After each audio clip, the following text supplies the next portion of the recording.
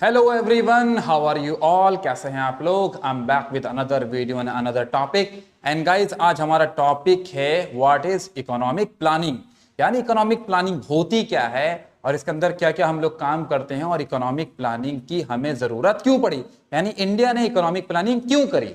चलिए तो वीडियो शुरू करते हैं। सो गाइस, सबसे पहले हम लोग देखते हैं कि इकोनॉमिक प्लानिंग की हमें जरूरत क्यों पड़ी। एक्चुअली इकोनॉमिक प्लानिंग की जरूरत हमें 1950 में पड़ी, यानी जैसे ही हम आजाद हुए तो उसके बाद ही हमें जो है वो इकोनॉमिक प्लानिंग की जरूरत महसूस होने लगी।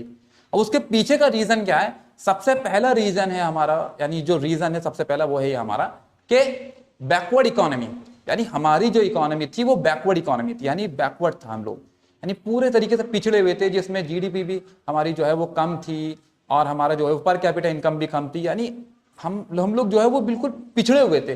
तो इसलिए जरूरी था कि सरकार जो है वो इकोनॉमिक प्लानिंग करके देश को आगे बढ़ाए। दूसरा है आपका स्टेगनेंट इकोनॉमी। अब स्टेगनेंट इकोनॉमी क्या होती है? जिसमें ना के बराबर ग्रोथ हो रही है। तो ऐसी इकोनॉमी थी हमारी जिसमें कोई ग्रोथ ही नहीं हो रही। यार हम मतलब क्या करें, हम छोड़ दें देश को, ऐसे ही छोड़ दें? नहीं।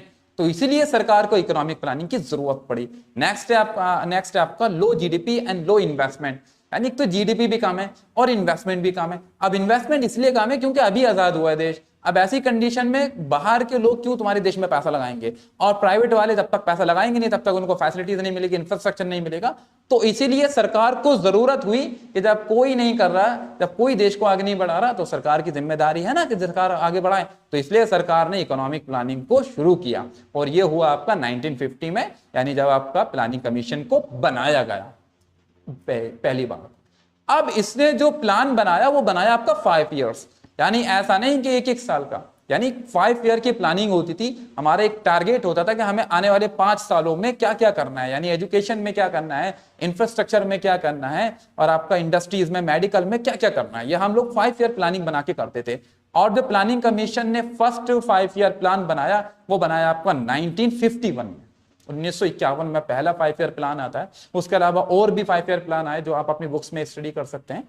लास्ट जो आपका आया वो आया आपका 2012 में, यानी 2012 में लास्ट 5 ईयर प्लान आता है और उसके बाद 2017 तक ही चलता है।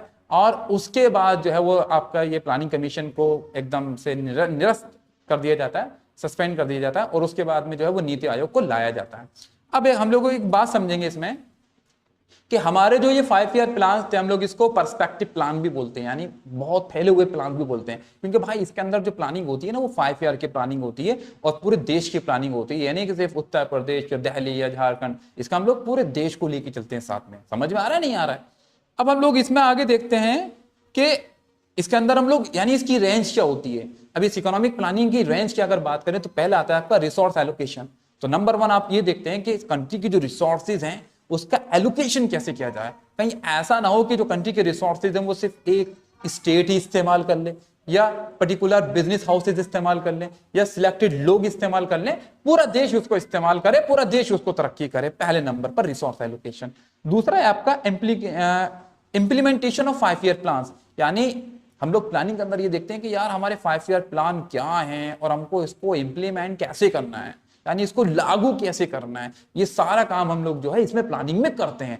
एंड द लास्ट वन है आपका अप्रेजल। अप्रेजल का मतलब क्या होता है कि यार अगर 5 ईयर प्लान बना रहे हैं तो अगर हमारा कोई टारगेट है तो हमने उसको बाद में देखना है कि क्या हमने उस टारगेट्स को अचीव किया। अप्रेजल करते हैं, यानी एनालिसिस करते हैं कि क्या हमने हमारे जो टारगेट्स था 5 ईयर प्लान का हमने उसको अचीव किया। अगर नहीं किया तो कहां हमारी मिस्टेक्स हुई, कहां हमने गलतियां करी, उसको हम लोग कैसे रेक्टिफाई कर सकते हैं कि आगे ना करें, वगैरह वगैरह। सो गाइज, ये था बिल्कुल शॉर्ट वीडियो इकोनॉमिक प्लानिंग के बारे में। आई होप आपको वीडियो पसंद आई हो। अगर वीडियो पसंद आए तो प्लीज इसको लाइक करें, इसको शेयर करें। मिलता हूं आपको नेक्स्ट वीडियो में, तब तक के लिए take care, bye bye, thank you, that's all, thank you.